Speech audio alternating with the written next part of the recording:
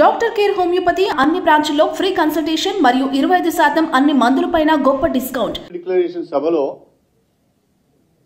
నిరుద్యోగ యువతకు నెలకు 4,000 రూపాయల భృతి ఇస్తామని ప్రకటించారు.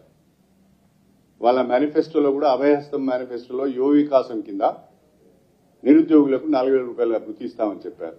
కానీ మొన్న తెలంగాణ శాసనసభలో రాష్ట్ర ఆర్థిక శాఖ మంత్రులు బట్టి విక్రమార్క గారు మేము నిరుద్యోగ వృత్తి ఇస్తామని ఎక్కడ చెప్పలేదనే మాట మాట్లాడారు. ఆ రకంగా మాట మార్చి తప్పించుకునే ప్రయత్నం చేస్తున్నారు. కాలయాపన చేసి హామీలను ప్రజలు మర్చిపోయే విధంగా చేస్తున్నారు. కానీ ఇప్పటికైనా కాంగ్రెస్ పార్టీ ఒకంత రాష్ట్ర వనరుల పైన దృష్టి పెట్టి వనరుల సమీకరణ పైన దృష్టి పెట్టి ఇచ్చిన హామీలను ఒక్కొక్కటే నెరవేర్చే ప్రయత్నం చేయాలి. 100 రోజులు కాదు, 6 మాసాల సమయం తీసుకోండి. మీరు 6 మాసాల లోపైన 412 హామీలను మీరు అమలు చేయాలని చెప్పి భారత రాష్ట్ర సమితి కోరుతున్నది, డిమాండ్ చేస్తున్నది. అలా కాకుండా అనునిత్యము గత ప్రభుత్వం పైన నిందలు వేస్తాం, గత ప్రభుత్వం పైన ఆరోపణలు చేస్తాం, గత ప్రభుత్వం అవినీతి చేసిందని చెప్తాం. అసలు అవినీతికి పేటెంటే కాంగ్రెస్ కదా. దేశంలో అవినీతిని పెంచి పోషించిన పార్టీ కాంగ్రెస్ పార్టీ కదా. అనేక కుంభకోణాలకు మీరే కదా మార్గదర్శకులు. అందుకనే కదా ఇది కాంగ్రెస్ కాదు స్కాంగ్రెస్ అన్నది. కాబట్టి స్కాములు మీకు అలవాటు, మాకు అలవాటు లేదు. మీరు వేసే ప్రతి ఎంక్వైరీని మేము ఎదుర్కొంటాం, ప్రజలకు ఎప్పుడు అందుబాటులో ఉంటాం. మీరు ఇచ్చిన హామీలను నిలబెట్టేంత, మీరు అమలు చేసేంత వరకు మేము ఎంట పడుతూనే ఉంటాం, ప్రజల పక్షాన పోరాటాలు చేస్తూనే ఉంటామని చెప్పి తెలియజేసుకుంటూ సెలవు తీసుకుంటున్నాను.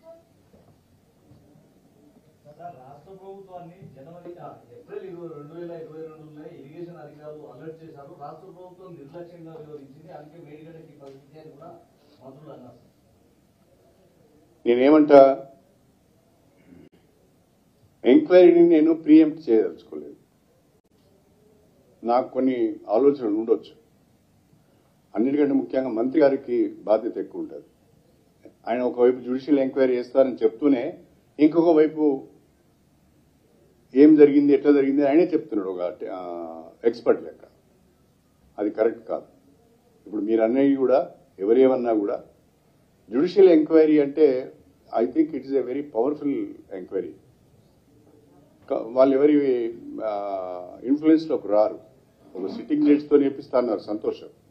వారు ఎవరి ఇన్ఫ్లుయెన్స్కు రారు. ఖచ్చితమైన సమాచారాన్ని సేకరిస్తారు, సమగ్రమైన విచారణ జరుగుతుంది. నాకు ఆ నమ్మకం ఉన్నది. వివరాలన్నీ వచ్చిన తర్వాత ఎవరు బాధ్యులో వాళ్ళపైన చర్యలు కూడా ఉంటాయి, వద్దని అనడం లేదు. కాబట్టి ఏం జరిగిందని నేను ఊహించి చెప్పడం కరెక్ట్ కాదు. ఒక్కొక్కరు ఒక్కో రకంగా చెప్తున్నారు. టెక్నికల్ ప్రాబ్లం ఉండొచ్చు అని కొందరు అంటున్నారు, కుట్ర కోణం ఉండొచ్చు ఒకరు అంటున్నారు. అవన్నీ మనం చెప్పడం కూడా కరెక్ట్ కాదు.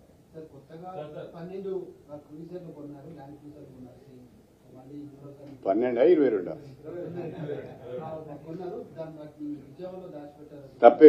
తప్పేముందండి?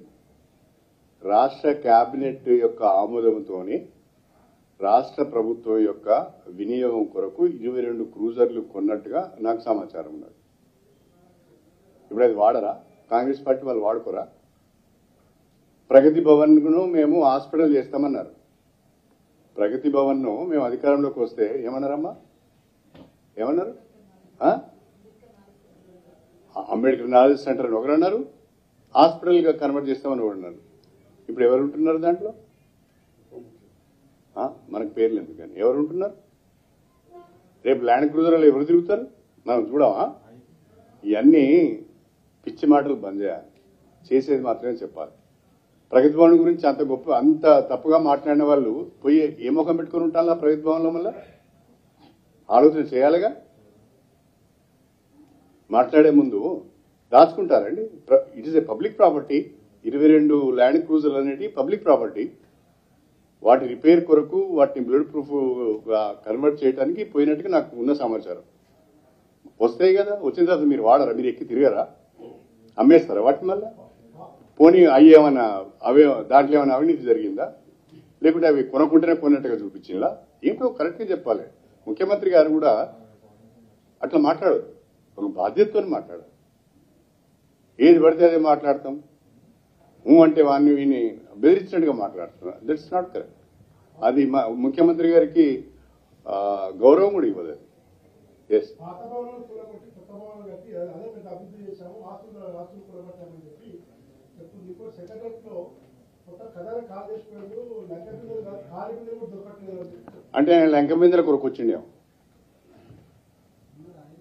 ఒక నిమిషం ఆగండి. లంక బిందెల కొరకు ఎవరు తిరుగుతారండి? రాత్రిపూట లంక బిందెల కొరకు ఎవరు వెతుకుతారు? అర్థమైందని చెప్పేది. రాత్రిపూట లంక బిందెలు కావాలని ఎవరు పోతారు? గుట్టలేమడి, చెట్లెంబడి, పుట్టలేమడి. లంక బిందెలు కాలి బిందెలని కాదండి. లంక బిందెలు ఉంటాయా కాలి బిందెలు ఉంటాయా అనేది మాట్లాడేటప్పుడు తెలియదా? ఇవాళ నా కుటుంబం యొక్క ఆస్తి ఎంతో, నా కుటుంబానికి వచ్చే ఆదాయం ఎంతో, నా ఖర్చు ఎంతో నాకు తెలియదా? తెలియకుండానే మాట్లాడతామా? తెలంగాణ వనరులు ఎంత, తెలంగాణ ఆదాయం ఎంత, మనం ఇది చేయగలుగుతామా లేదా అనేది ప్రతి సంవత్సరం బడ్జెట్ చూస్తే అర్థమైతే లేదా? ఉదాహరణ సింపుల్ ఎగ్జాంపుల్ చెప్తానండి. 3 లక్షల కోట్ల బడ్జెట్ పెట్టాం మనం, అంతే కదా? 2,54,000 దాటింది కదా మొన్న పెట్టిన దాంట్లో. 2,94,000 కోట్ల బడ్జెట్ పెట్టాం. దాంట్లో డిఫిసిట్ ఉంటే ఉండొచ్చు 30,000 కోట్లు, 40,000 కోట్లు డిఫిసిట్. అంటే నికరంగా నీకైతే 2,50,000 కోట్లు వస్తుంది కదా. మరి నీ యొక్క ఆలోచన, నీ యొక్క వ్యవహారం అంతా గాడికి పరిమితమై ఉండాలి కదా. అవసరం అనుకుంటే ఇంకో 1,00,000 పెంచుకొని హామీలు ఇవ్వాలిగా. మరి నువ్వు ఇచ్చిన హామీలకు ఏమైనా అంటున్నదా? నీకు తెలియదా? ఇది వరుసగా తెలంగాణ వచ్చినప్పటి నుంచి ఇప్పటి వరకు 10 ఏళ్ల బడ్జెట్ పేపర్లు చూస్తలేరా మీరు? అంటే గంత గుడ్డిగా పార్టీ నడుపుతున్నారా?